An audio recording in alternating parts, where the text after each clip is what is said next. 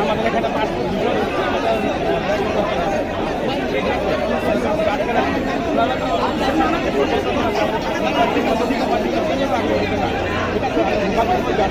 আমরা কোনো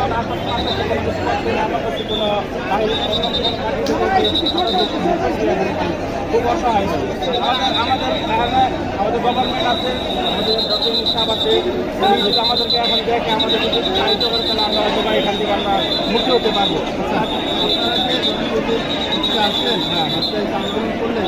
আন্দোলন না, আন্দোলন না, মানব হ্যাঁ, আমাদের দাবি জানাইছি। আরও প্রায় এপ্রিল মাসের 22 এপ্রিল আমরা আসছিলাম, আসার পরে আমরা তখন গত এপ্রিলে জানাইছি।